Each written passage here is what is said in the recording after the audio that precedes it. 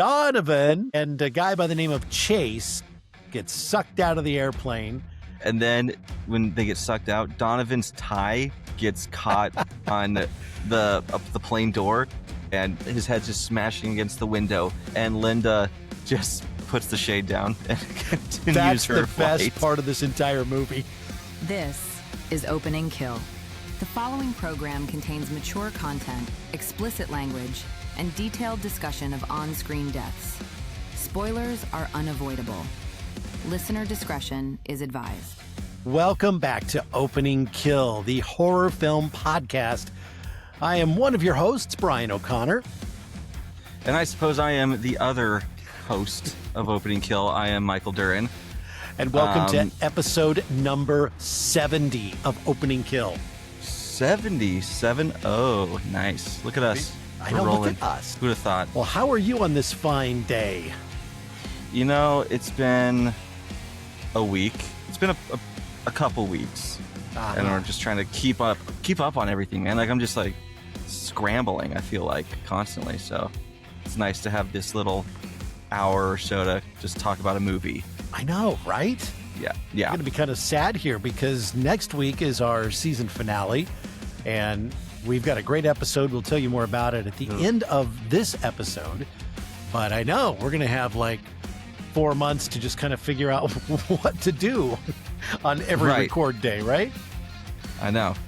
Hopefully we'll still watch a shit ton of movies. Oh, yeah. And do some stuff on the socials. But yeah, as far as recording, we get a little bit of a break. So that will be nice, though.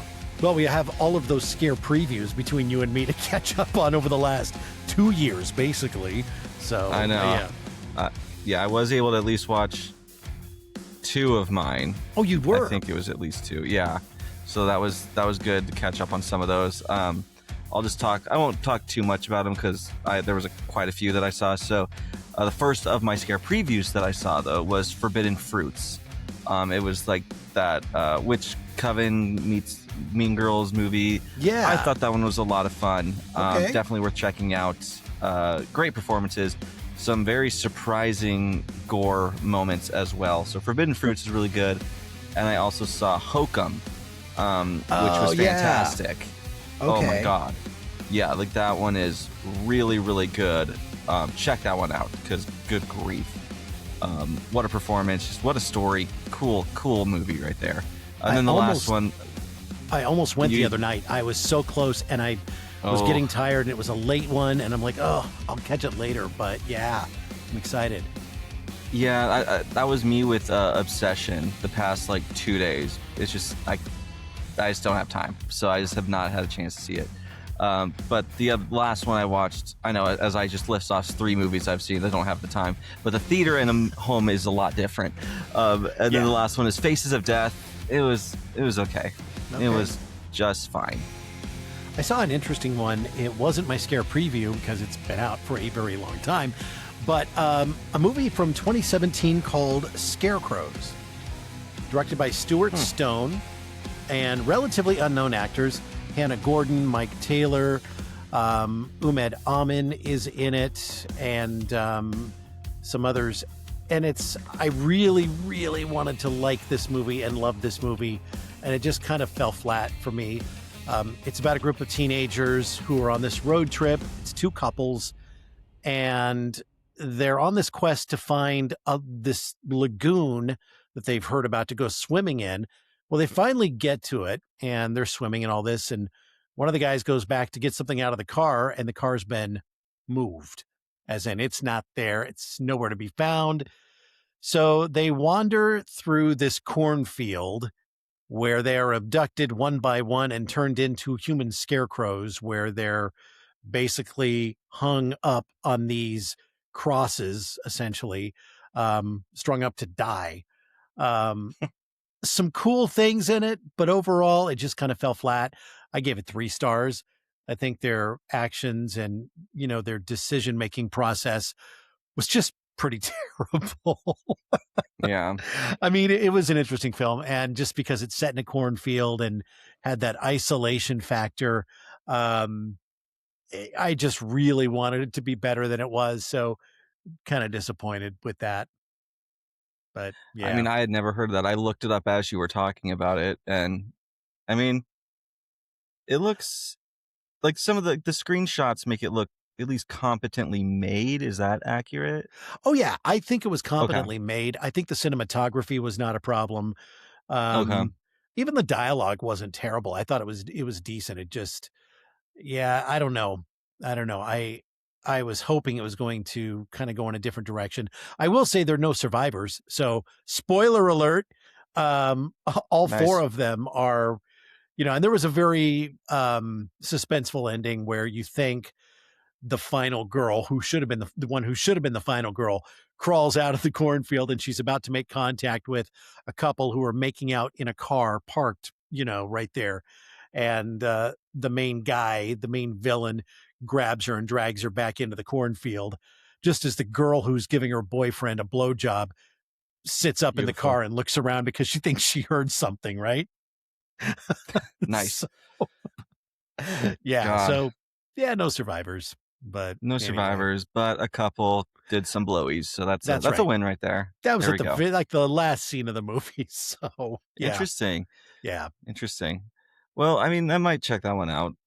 I At mean, least, it's worth a watch. I'd be interested in your take on it. Maybe I'm being yeah. overly harsh. I think I was just more disappointed than anything. It's not like it's a terrible movie, but yeah, not what I was hoping for in Yeah, the I end. mean, 3 stars that's not a bad rating, No, so no. I generally yeah. start every movie with 3 stars, and then it just fluctuates as the film goes. And this one just didn't have a lot of movement on it. Yeah, So yeah. that's fair. That's fair. That's kinda how I view 3 stars. It's just like it's fine. It's Hmm. middle of the road, and then 4 is like, "Oh, it's actually good." Right. Yeah. Right. Yep. Exactly. Well, this movie that we are going to cover this week on Opening Kill, I would say doesn't exactly fit the mold of Opening Kill movies that we've done in the past. This one's a little bit different. It Mhm. is 2026's Send Help. Yeah. And it's kind of like a comedy adventure thriller with a little bit of horror thrown in just for good measure. Now, directed by the great Sam Raimi, and written by Damian Shannon and Adam Friedlander, who were involved in the 2009 Friday the 13th. This was released Mhm. back in January on the 30th. It's 113 minutes, rated R. They filmed it in Australia and Thailand. Just a gorgeous setting, Yeah. just stunning. And it stars Rachel McAdams and Dylan O'Brien. They made it for $40 million. It made $94 million, so made its money back. And its tagline, meet Linda Little. She's from strategy and planning. She's the boss now. I And love Linda Little. I do too. I'm not And gonna lie. I She's feel, like a new movie icon for me. and I just felt so bad for her because these people were so mean to her Mhm. before she stranded on the island, and even after and on the way. Um, in a nutshell, Oh, it's about an overworked analyst and her arrogant Nepo baby boss when they survive a plane crash near Thailand and must cooperate to survive on a remote jungle island while their workplace power dynamic collapses around them. mhm. And yeah, I'm just gonna file this movie under good for her, that Yes. genre. And Yes. That's good. That is yeah, good. Yeah. God, I love Rachel McAdams, and I think this is such a different role for her that I really liked seeing her in it. Like I just was like, good for you. Like I'm loving this era for you. Like just Yeah. making a fun movie. Like this is what this is. It is a fun movie. Do not take it seriously. It's a Sam Raimi movie. Like Right. there's not a lot of themes with Sam Raimi movies. It's just have some fun Did with you some blood splatter. did you see the Bruce Campbell prop that's in this? Because he's not in the movie, but there's a picture of him. He played, and we'll talk about this scene, but he played I think it was the original owner of the company who dies and his son What? takes over. Yeah. So somewhere, I didn't see it. I need to go back and watch it again, but there is like a framed picture of Bruce Campbell in Huh. the beginning of this movie. So, which I didn't Nice. know. That's And pretty cool. Yeah, I'll keep an eye out for that next time. yeah. And Sam Raimi had worked with Rachel McAdams in one of the Marvel movies, and felt that she was grossly underutilized in the film, which is Hmm. why he immediately wanted to cast her in this so that she could showcase her talent in this, Hmm. which I found really cool. And I think the casting is fantastic in this movie. Yeah. Yeah, like I just never knew she was in Marvel, but I guess she was in the Multiverse of Madness, and I didn't even Yeah. know Sam Raimi was a director in that. I know. I cool. didn't either. So I've kind of like fallen off the Marvel Cinematic Universe. It's just too much. There's too much shit. Like, man, it's hard to follow. Yeah, and there is a dude, lot. Yeah. I thought it'd be fun Yeah, to try once and you watch get, like- everything, and it's just I just got lost, trying to keep up Well, with yeah, it. now there's shows too. Like, it's Yeah. just no, thank Yeah, you. I'm out. Exactly. So we start with Linda Little, and she's basically invisible. Very, very awkward and painfully underappreciated. She's a corporate strategist, and she has spent, many years believing that her loyalty and hard work would eventually earn her the executive promotion she was promised, which was to be the vice president of this company. And that's Yeah. not what happens, because when the No. privileged son of the company's former CEO officially takes over, he gives the job to one of his fraternity brothers. Who is a new hire? He's like Linda is really good at her job. Like, they depend on her. And just because she wears granny sweaters and long skirts and eats tuna fish sandwiches at her desk, she's just deemed unworthy, I suppose.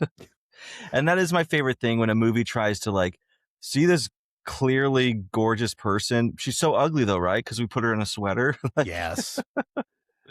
It's like, Yeah. no, it's still Rachel McAdams. Like, let's be real.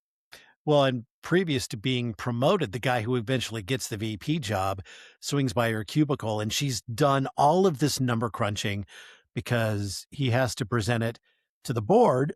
And she just assumes that she's going to be the one that does that. And he says, "Oh, no. I'll take care of this. We're downsizing a little bit here, and it's just going to be me in there. But I promise they'll know who wrote it because your name's right on top." Well, it's on a little yellow sticky note on top of the reports. And so he goes into the boardroom, and she kind of hovers outside just long enough to see him take the little yellow note off of it, crumple it up, and throw it in the garbage. Yep. She's just underappreciated, and her only friend is her bird, which that's an aspect that makes someone a little bit less attractive if they're into birds. Sure. I hate birds. Well, do you like birds, Brian? I don't mind birds. My sisters had birds when I was growing up, so I have a tiny little bit of experience with them, but I would never have one myself. So right, like I had a friend that had one, and it never shut the fuck up. So I'm like, I cannot live in a house with a bird. They scare me, one, and then they just are obnoxious. Well, it's a good thing that researcher Shay's not here, because they have a parrot, or they had one. I just remember seeing that parrot a lot. And so they like the birds. Well, they probably still have it because those things live forever. Like 100 million years old. They never die. Like, Not I really. don't understand. You could probably not feed it, and it'd still eat its own feathers, or I don't Find know. They a seem way. resilient. Yeah. They're like the dinosaurs in Jurassic Park. They will find a way. Yeah. Well, Bradley openly admits that he plans to bury Linda in some meaningless support role because she doesn't have the type of image or personality that the company wants in their leaders. So, but mostly because she got tuna fish on his finger. That is the dumbest thing. Dude, he's such a diva with it. He sees this little bit of tuna on his hand. He's just like, "What is this?" And he makes the Allstate guy smell his finger to determine what's on it. Dennis it's like, oh, Haber it's tuna fish. Yeah. is the actor. And He's great. yeah, so he then makes the connection. It's like, oh, it's from her. She's disgusting. Well, this was And- disgusting because she was right before she meets the new CEO. She'd been eating it, and there was this big, like, wad of tuna fish on the side of her mouth, and he's so obsessive compulsive, and so all he can do is stare at that. Her words to him are like just going over his head, and he's staring at it, and she finally wipes her mouth off and then shakes his hand, and that's where he picks up the tuna. Just I'm gross. sorry. If Rachel McAdams is talking to me with tuna fish on her face, probably wouldn't notice. Yeah, probably not. I'd be too busy staring into her eyes. Yeah, I think so. That would be something that one would do, I would imagine. Right.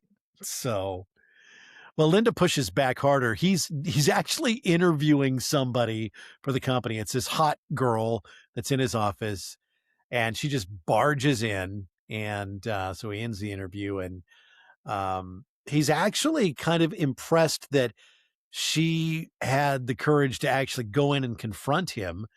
So he impulsively invites her to join him and several execs on this business trip to Bangkok because they're going to finalize a corporate merger. It's a big, big deal. And so for Linda, she feels like, okay, I'm going to prove myself on this trip, and then he'll have no choice but to promote me. Right. But you can tell immediately she is not really a part of the trip, because when they're boarding the plane, the guy's just like, all right, dicks up. Yep. One other Dicks thing up in the air. One other thing that should be acknowledged too is we find out also when she's at home that she is a huge Survivor fan, which really sets the stage for the rest of the movie. And do you like Survivor? I do. So for some reason I remember you like talking to me about Survivor, I think. Yeah, I remember watching it probably before you were born, Michael, because I'm so much older. I remember watching the very first episode when it premiered on TV, when TV was still a thing and not streaming, and fell in love with it. And I think I've seen every season. I haven't seen the last 2 or 3 seasons, but I've seen all the rest of them. And Jeff Probst was actually supposed to have a role in this film. He was supposed to make an appearance, which I think would have been outstanding, but there was some scheduling conflicts and he wasn't able to do it. But I'm just curious as to how that would have looked and everything. But you do hear his voice because she's at home watching Survivor and everything. So yeah. And she actually auditioned for Survivor. She did. And that's important to know too. It is, because as they're in the air flying to Bangkok, she's busy working, like coming up with all the important things that they're going to be going over in this meeting. And she has her headphones in. And while she's doing that, the frat boy group, they're all just watching. They find her audition tape and they're just watching it and laughing their ass off, which, to be fair, it is a little silly. But you don't like, this is so fucking mean. I hated everybody involved. But I will say, I've seen other Survivor tapes, real ones, and they're just silly. They have to be, because they're looking for people who are just being creative and being silly or whatever. But I was upset too. It was bad enough that they made her feel like such an outcast when they were in the office and then, right before they boarded the plane, but just to continue humiliating her, man, I'm like, man, this is not right. No, and then it just gets worse, because she then kind of like takes her headphones off, and she then hears what they're doing, and they're making fun of her, and they look back at her and they make eye contact, and they just continue to do it. They just keep laughing at her. They don't care. Yeah. And that makes her, she just kind of gives up on her work that she was working on. She just exits out of it, doesn't even save it. And I don't blame her. Like, she realizes in that moment that nothing she's working on right now is going to matter. It does not matter. Right. Yeah. Well, the plane trip takes a turn because they fly into this very violent storm, all the heavy rain, the wind, the lightning, and everything else. and the plane suffers catastrophic engine failure and starts to dive toward the ocean. And there's explosive decompression, which tears through the plane. And, you know, the flight attendant tells the frat boys they need to be in their seats and seatbelted. And they're like, oh, well, yeah, whatever. If And that's you're a pussy. Yeah, exactly. And that's when the decompression happens, and the ones who are not belted in like hit the ceiling, and then a big hole blows out of the side of the plane. And Donovan, this asshole, attempts to steal Linda's seat. She's trying to help him, but he's not satisfied. He just wants the seat and her out of it so he can get into it. Yeah. And I think what happens next is phenomenal. It's pretty great. Because then there's also like another guy attached to Donovan. So there's like two guys attached, and they're fighting over it. The one guy's getting kicked in the face. And yeah, this next scene is pretty satisfying, honestly. Because all of a sudden we get this. The opening kill. She stabs him with a fork that she has. Yep. And Donovan and a guy by the name of Chase gets sucked out of the airplane. And they're just kind of hanging there. So Chase, though, gets like his teeth kicked out by Donovan, and you see all that.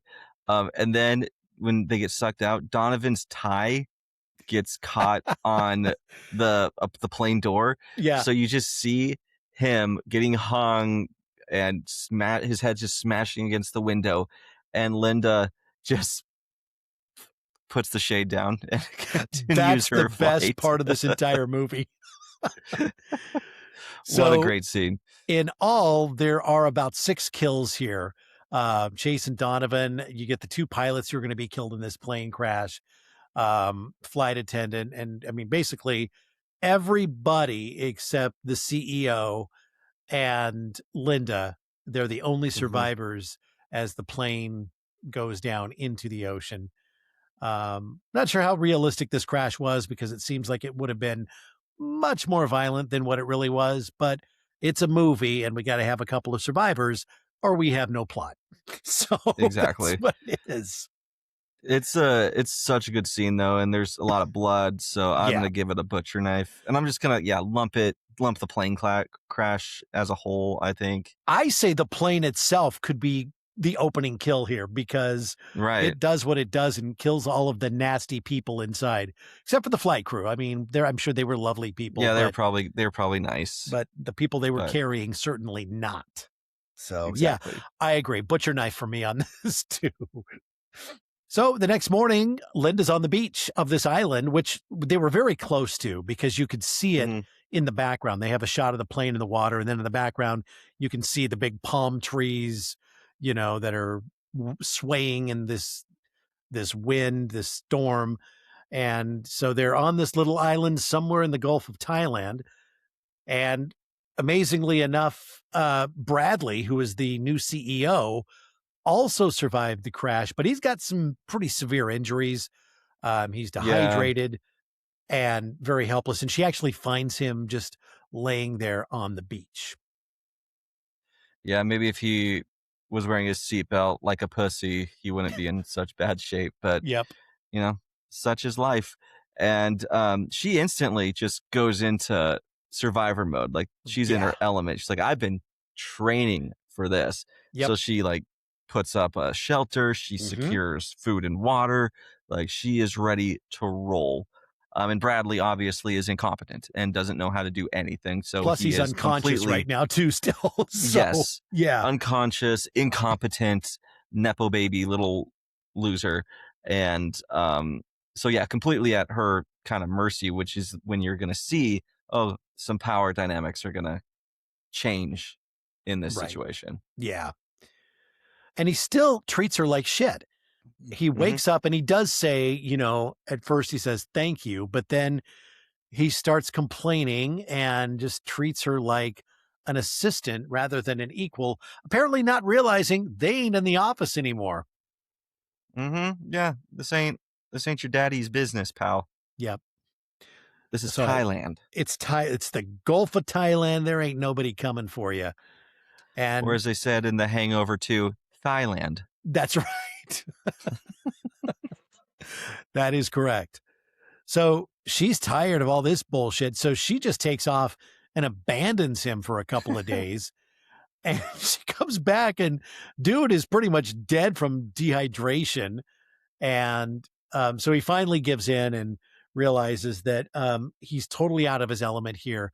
And he better listen to Linda, because with all of her survival watching, she now has these mad skills to keep them alive on the island. So he kind of gives in here a little bit.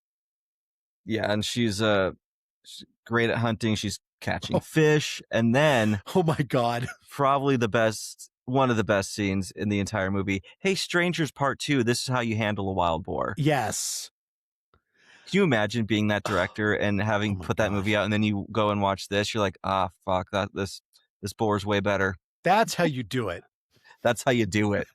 God, I wish I was Sam Raimi. This made me jump. I mean, it literally made me jump while I was watching this. I'm like, oh, dear Lord, this is kind of scary here. And this is a legit fight. Oh, yeah. Yeah. And I love how this boar, it's pretty obviously CG. I will say that. But I like how Sam, added things to its eyes to make it look crazier. It kind of almost looks like a deadite boar. Yeah. Yeah. The eyes are crazy if you're watching it. So it's just it looks a little bit unnatural, and it's so much fun. Good God, man. It is this fight. Well, and so we start to see her thrive because she's kind of in her element. She's not in the awkward office space anymore. She's out in the wild, surviving. And so her modern life back home never really allowed her to be this way. So now, man, she's home as far as she's concerned.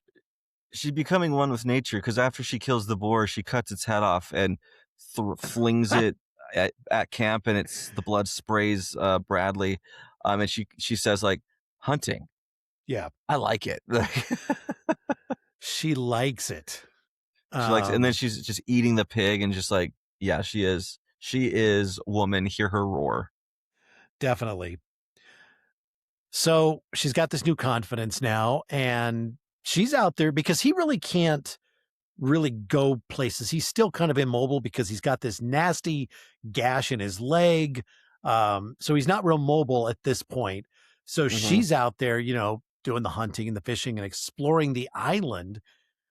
And there's this one point where she spots a passing boat offshore that she could signal for rescue, but she says, no, not yet. And she lets it pass. And it's a boat that's not big, so there's other mainland very, very close. Exactly. Yeah. So, and then there's one night where, she's drinking homemade fruit wine. They're both drinking it because now she can make wine too. So not only is she of course, hunting and fishing and building shelters, she's now a winemaker. And she reveals that she was in a very abusive marriage and quietly allowed her drunk husband to literally drive himself to death after years of mistreatment. He was looking for his keys because she would hide her husband's keys when he got drunk so he wouldn't drive. But on this night, she reached a point where she was done and she took the keys up, tossed them on the kitchen table. He took them, went out, got in behind the wheel when he was drunk and ended up dying in a pretty nasty accident. And Bradley kind of seems like he's sympathetic to it, but he's also becoming a little more terrified of her the more that, he sees this side of her. Right. And he's kind of appearing sympathetic, and he's even offers to cook for Linda. Yeah. But then it's revealed that he actually secretly poisons the meal that he made for her with berries. And then he attempts to escape on this makeshift raft that he put together. Well, Obviously does not work. his idea, then this came up earlier. He basically threw that idea out to her and said, we can make a raft and we can just, and she's like, a raft? She said, maybe as a last resort, but we're not going to do that. Though someone will rescue us any day now. And Right. they had been out hiking and she pointed out the berries that you did not want to eat. So that's how he learned how he could poison her. And she points them out because she tries to make him avoid that area where she sees the boat. She's like, it's lots of poison stuff. Just don't go in this area at all. Exactly. And then they also went hiking up the side of this mountain, basically, when he was better. And they get to this ledge and she almost falls off because the ground gives away and he grabs her and pulls her back up. But she tells him, stay away from that far side of the island because you could get lost over there. You can get stuck in all of the underbrush and the jungle and everything else. So just, yeah, definitely. Stay clear, city boy. You can't handle it. So the raft, the raft is just destroyed by the first big wave that hits it. He doesn't get very far. No. And Linda still rescues him, even though... because he luckily handled and measured the dosage, so she's not out too bad. She's able to still save him and rescues him from drowning. But she's throwing up all over him and everything else. This is disgusting because she's trying to give him mouth to mouth and she's throwing up like this is major, spewing right into his face as she's trying to deliver CPR. And I'm like, it's classic Raimi. Yeah, right? It's so classic Raimi. Yeah. Everything from the boar scene is classic Raimi. This puking all over him gratuitously. It's great. And she doesn't just let him poison her slide. No. Because in retaliation, Linda paralyzes Bradley using octopus toxin from a blue ring octopus. Yeah. And essentially it kind of just paralyzes him so he can't move.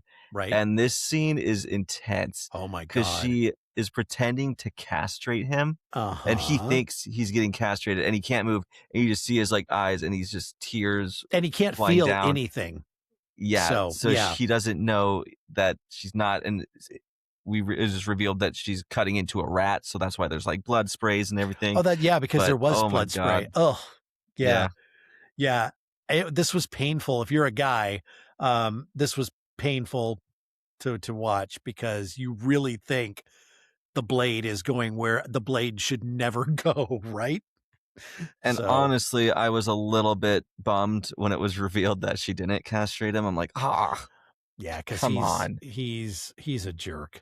Yeah, let's just say he shouldn't reproduce. So I think it would have been fine. In essence, Bradley's no longer just stranded there. He's now trapped inside Linda's world. And at least, she had the compassion to show him the rat instead of making him believe that, he'd been castrated. But, yeah. Well, things get even more complicated because Bradley's fiance, Zuri, unexpectedly arrives on the island with a boat captain. They had apparently been searching around that island and they called the search off. But she did not. She hired this boat captain. And so they just happened to see her on the other side of the island gathering fruit. And it's kind of funny because she hears the boat and she looks at it and she doesn't exactly know what to do. She's like, oh no. And then it's too late because Zuri sees her and the two of them had met back at the office. Yeah. Oh my God. Hi. Is he still alive? Mm-hmm. Yeah. I just threatened to castrate him, but yeah, he's alive. He's so good. He's so good. So now she's trying to figure out, okay, how do I deal with this? I don't want to leave. This island is becoming home to me and I don't want to go anywhere. Don't want to be rescued. So Yeah, so she's just thinking her whole world now is about to be destroyed by these two people. So terrified of losing control of this new universe she's in, she takes Zuri and the boat captain near that same cliff where she almost died. Mm-hmm. And sure enough, Zuri, same thing happens to her. The ground goes out and she's hanging there. The boat captain tries to help her, and Linda's just standing there. And We it's don't technically see what happens. not yet, right? Yeah.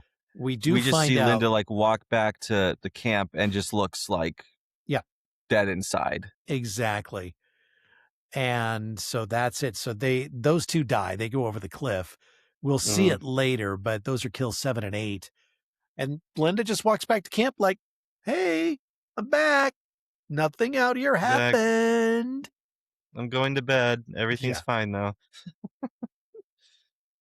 And she's kind of just like stays that way for a little bit. Not entirely sure like how many days, but it definitely seems like she's just kind of out of commission for a while. And she actually lets like Bradley goes off and like hunts by himself, well, tries to hunt by himself. Yeah. And that is when he actually discovers Zuri's buried remains. It's just her hand sticking out of the sand with her like ring showing. And that the ring is like, I don't know nothing about diamonds and carats and all that, but this It's ring big. is spectacular. You could see it from a mile away if the sun's hitting it. It's amazing. But didn't you find it odd the way the hand is just like straight up? Because if you bury somebody, you kind of lay them horizontally, but now all of a sudden it's just her hand that is sticking straight up out of the sand with the ring on it.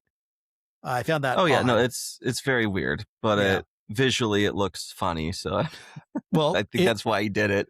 yeah, I think so too. And I mean, there is certainly a lot of comedy in this film. Yeah. So I'd call it a black comedy, honestly. Definitely. It's very silly. yeah, And Sam Raimi's stuff is usually pretty darn silly, so it Yeah. definitely fits with his style. sure. So he goes back to camp and now confronts Linda, and she insists that the deaths were accidental, but Bradley is having none of it. He attacks her. They have this struggle, and this is kind of a cool effect because he injures her eye. He basically Mhm. takes the thumb and jabs it in, and it looks like her eyeball's going to pop out. Yeah. But it doesn't, and she ends up stabbing him and sends him fleeing across the island. So, yeah. Mm-hmm. And then he finds something very shocking. Yeah. I didn't expect this. I didn't either. It's kind of like it was like the village moment for me where she discovers, oh, I'm in modern times, and here he discovers, oh, this is somebody's fucking like private island, and there's Yep. this giant ass mansion off in the distance, and so yeah, not And- as isolated as originally they thought. Not at all. And as it turns out, Linda knew about this after Mhm. they'd gotten to the island. So she knew they could have been rescued. They could have had a house and food and all the supplies. She just simply chose not to leave the new beach world that she is so enamored with. So, Yeah, but I guess, and this is where we learned that's where she got this knife that she's had throughout the movie. And you know- this house? I didn't even think about that until this scene. Where did she I get didn't either. this butcher knife that she stabs him with? But she's got it. Because she and says she's- it. She says it washed up on shore, and I don't know. I just bought that. Like, Yeah. sure, why not? I'm like, It could have come from sure. the plane. Like, why not? Yeah, but I didn't really think about it, and you're right that she stole it from this house. So she had been in the house before, was familiar with it. Eaten. Yep. Oh yeah, and she admits that she intentionally ignored that first rescue boat.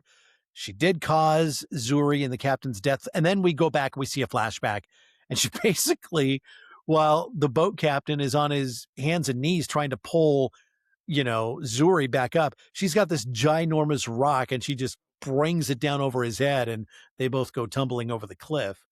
And she says she never wanted their isolated life together on the island to end. So That's why she kept all of Mhm. this a secret and didn't want him going around exploring. Yep. Um, and yeah, they end up. She's talking to him through like this cameras and like this uh I don't know, some like Oh, microphone sort she's of in system. it's a control room where she's at, Yeah, like the security control room for this house, and so she's yeah, on a and so that's mic how and she's yeah. telling him all this stuff, and eventually, like they do meet up, and um, she ends up threatening Bradley with this shotgun, and he's pleading for his life, claiming that he loves her and would love to live happily ever after on this island with her. Like that just sounds like so much fun. And I wasn't buying However, it for a second. oh You could God, see no! Like right through it. yeah, and Linda notices there's this like ox statue thing, and she noticed that it's missing a horn, and he has his Yeah. hands behind his back. So clearly he's going to stab her with that. Um, and in a little struggle, Bradley actually seizes the shotgun from her and finds it unloaded because he's pulling the trigger, and Yeah. it just nothing's happening. And then Linda does overpower him, has him on the ground with this golf club, and she takes this big old swing. And this is one of my most frustrating things because I wanted to fucking see it. And we didn't. No, but we do get this cool transition. So there's, there is that Yeah, artistic liberties, I guess. I But I just guess. wanted to see Bradley fucking die because I hated Yeah. him. Yeah. So we don't. I mean, we know that it happens because she kills him with the golf club, but now we fast forward 1 year later. Linda has completely reinvented herself. Um, she was rescued and she's now internationally famous as the sole survivor of the crash. And there's no way to dispute this. No, and there's no proof. I mean, yeah. and why this is a good transition is because she comes down with the swing to hit him, and then it instantly transcends into this celebrity golf tournament that she's Yeah. in, and Yeah. it's her swinging and hitting the ball within this tournament. And after I think she ends up winning it, she's being interviewed and she's promoting this new film adaptation of her best-selling memoir, and also has intentions to write this self-help book, Yeah. saying no help is coming, so you better start saving yourself. And then she takes off in her fancy ass sports car, Yep. and again, I'm like, she did nothing wrong in my book. No. And for the first time in her life, everybody's finally listening to her, right? Yeah, And she's seen. yeah. Not She's seen as valued. some awkward freak like she was Right. before in the office. Yeah. Yep. So that's it. That is Send Help. Mhm. Final kill count 9. The bulk of those coming in the plane crash. And she was Yeah. by far, I think, Michael, my favorite character. I felt Oh my so gosh. bad for her. I hated the way that she was treated, which is why I didn't mind one bit that she got away with murder and now has this incredible life. Yeah, no, like I said, file this under good for her.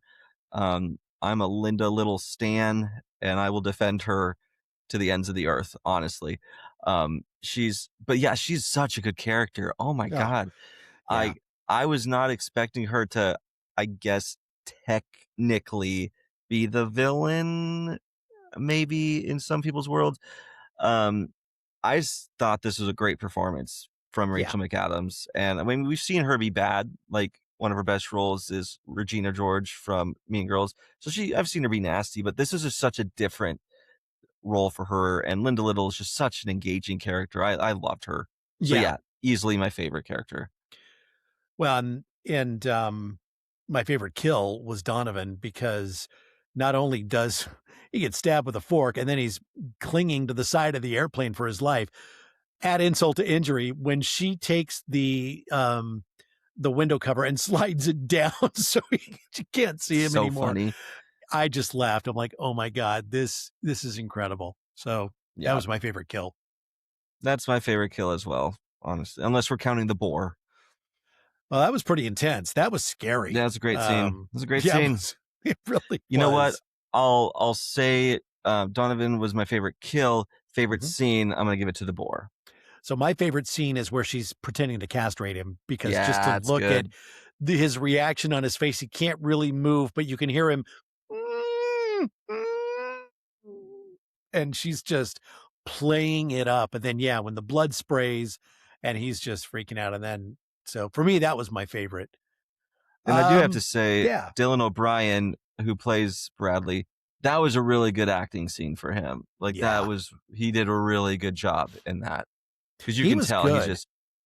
he was really good in this movie, honestly. Yeah. He just, I mean, you just hated this guy by the Yeah. time, we got into it. How screwed are we? I think I've learned enough wilderness strategy from watching pretty much every season of Survivor that I I think I could hold my own. I think I would explore, I would find that damn house and I'd move in. So, I mean, Right. yeah, I feel the same. Like I grew up in Montana. I'm not by any means a like mountain man, but I right. know enough to survive a little bit. And then yeah, I would have found the house with Linda. I wouldn't have been mean to Linda, so we would have had no issues there. We would have been working together, and yeah, I feel like I would have been totally fine. Yeah, I think so too. We would have killed Bradley. It'd be great. Oh, yeah, that's it. So she is kind of the villain, but not, but she is a final girl. And Mhm. I give her a solid 10 for everything she did from the time she got onto that island and survived and dispatched of the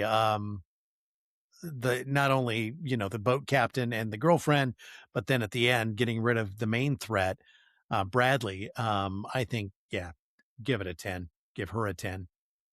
I think so too, and she just feels this character feels like kind of special in a way where I feel like there's going to be staying power with this character, Mm-hmm. and I would not be surprised if she's talked about in movies like 5 years from now. I just think Yeah. there's something really special about this role, so I'm going to give her a 10 as well.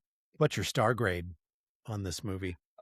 I gave it 4 stars. I Yeah. really liked it. It's not a straight up horror movie, but there's enough horror elements in it that I think it works in this podcast and in the genre. I have no problem throwing it into horror. Right. Um, I think it's definitely probably more of a black comedy, but a lot of black comedies walk that line with horror, so They it do. works. I give it Mhm. a 4 as well, and I agree with everything you said. It's not. This is not the typical type of movie that we cover on Opening Kill, but Mhm. somehow it works. So Yeah. yeah, yeah. It's not really a slasher, but we do have a slasher survival tip for you. If you get stranded on a deserted island and the quiet coworker suddenly becomes really good at survival, maybe don't immediately try to poison them, especially if they know how to hunt octopus, build shelter, and disappear a body before lunch. Yeah, that's fair. Coming up, our scare preview. First, Courtney and the Jaunty Hunt podcast. Yes, yes, yes. Courtney has kept a long secret her entire life that she can see ghosts, but now she is talking about it, sharing with the world, and in doing so, sharing some incredible stories and inviting a lot of guests on to share theirs as well. That's right. You and I have both been guests on there. She's been a guest on this podcast a couple of times, and she always has just terrific stories. Great guests who have their own stories and just the experiences that she's had in her lifetime. And can imagine keeping something like that a secret for as long as she did, and then now coming out and sharing with the world what it is she can see. Absolutely amazing podcast. Jaunty Haunts with Courtney. Make sure you find it wherever you find your favorite podcasts. The Scare Preview. What is your scare preview this week, Michael? My scare preview, you ever heard of a little game called Hungry Hungry Hippos? Oh, no, I have. Yes. Mm-hmm. Well, Uh-huh. June 23rd, we're getting a movie called Hungry. Not Hungry Hungry Hippos, but it is about a hungry hungry hippo who's plumb pissed off in the Louisiana bayou. Not generally where you find hippos, but I'm not going to think about it too much. Right. I'm going to assume it's escaped from a zoo, and we'll go with that. But the trailer's out, and it looks pretty darn good, actually. I was kind of surprised. The hippo looks solid. Okay. The CG isn't cheap looking by any means, and don't really recognize any of this cast, so lots of unknowns, but that is perfect if you ask me. Directed by James Nunn. It's hitting VOD on June 23rd, but it looks really good. I'd say check out the trailer, honestly. It looks like a fun time. Man, you have a lot of animal themed scare previews I've noticed here lately. I do love animal horror for whatever reason. Yeah. Like Nothing wrong with I that love it. because Nah. I have one that's similar. It is a movie okay. called Crawlers. I don't know if you have heard of this one, directed by Angel Gomez Hernandez. Ooh. He is also, I think he's also writing this as well. He's part of the writing team. But again, the actor's not real well known. Matilda Lutz, Greg Sulkin, Melina Matthews, Chris Rogers. And tenants at Paradiso Palms Apartments fight a deadly spider invasion while the cunning building manager might be their only hope for survival. This comes out right at the start of spooky season on October 2nd of this year, but the movie is called Crawlers. So very interesting. For some reason, I thought that was going to be like a sequel to that alligator movie, Crawl. Oh, right. But Crawlers makes more sense with spiders, so that checks out. Are they like mutant spiders? You know, it doesn't look like it, but I mean, they could be. And spiders, I do not like spiders. And Me I neither. remember when the movie Arachnophobia came out, like in the 90s, I think. Yeah. That one literally gave me the creeps. So I expect something similar out of this movie as well. Yeah, I never saw Arachnophobia as a kid, but I did see that Robin Williams Jumanji movie. Oh, yeah. And there is they're giant spiders. They're fucking gross in that movie. And I remember those giving me the heebity-jeebities. So not a fan of spiders either. Right. So. Right. Well, Harry Potter has its share of giant spiders as well. So Yeah. spiders are a thing. Aragog. Yeah. They are. Yep.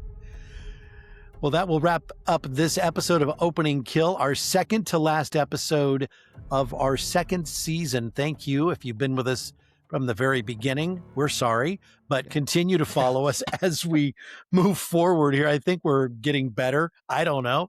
We're just having fun talking about movies and love to have you be a part of it.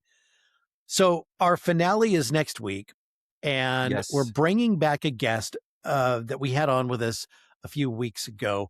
Gil Klaben directed a movie called Weekend at the End of the World, and the movie had not been released yet when we had Gil on with us, so we didn't really give a lot of the spoilers away in the movie. We were fortunate to be able to watch an advance copy of the film. Stars Thomas Lennon from Reno 911 fame and some other very talented actors, and we just had a great conversation with Gil. Yeah. Yeah, and so now we're not going to be playing coy with the plot. We're just going to spoil it. So check out Weekend at the End of the World now, so you'll be all prepped and ready to go for the episode. It's definitely worth checking out. Such a fun movie. Yeah. And I'm excited to talk to Gil again and now like really actually dive into the movie.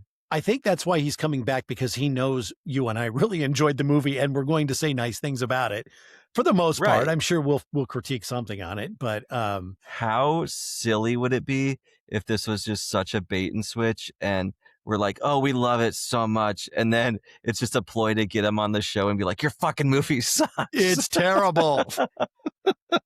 That would just be so silly of us. Oh, I think it would be. But I don't think he has much to worry about, because nah, it's not going to be the case. They this time. Yeah, this time. They didn't have very much money to make this film, and what they were able to accomplish, just like our friend Roger Connors, when we Yep. had him on for his film Meat, didn't have a lot of money, and he got this thing made. And then Devour, which we talked to the director and the cast last week. These are indie films, not a lot of money, and they make the most of it. So it's kind of exciting to get into that world. I mean, we still obviously are going to do the big films as well, but to be able to do some of these small indie films and really get that insight with the director, the person who created this world, and find out what it really took to pull it off. It's really interesting stuff. Yeah, it just gives you such like a appreciation for the art as a whole when you hear about what goes into it, because it's not easy. It's a struggle. You're fighting everything to get these things done, and so the fact that they get it done at all is super cool. Absolutely. Let alone have it be kind of enjoyable to actually watch. So that's always a plus. Totally. So subscribe to us on all the socials. We're on Instagram and Facebook. And don't forget to follow our channel on YouTube for the video version of Opening Kill. Yep, we got the video version. We've got the audio version. We have clips from the episodes that you can check out as well. Share those, like them, comment on them. Let's get them some engagement so we can grow this bad boy. Yeah. And subscribe to us on all your favorite podcasting platforms, all that good stuff. And share us with your horror-loving friends and family as well. Yep. And you can check us out online at openingkillpodcast.com and email us at openingkillpod@gmail.com as well if you want to maybe suggest a movie. Now, obviously, we are done for this season, but you want to throw something at us for consideration for season 3, which will be starting up in first week of October. Please reach out to us. We'd love to hear from you. Yep, please do. All right. We will see you next week for Weekend at the End of the World. Opening Kill is produced by Mystic Cloud Productions and hosted by Brian O'Connor and Michael Duran. New episodes drop every Thursday wherever you listen to your favorite podcasts. And don't forget, you can watch the video versions on YouTube. See you next time. If you survive the opening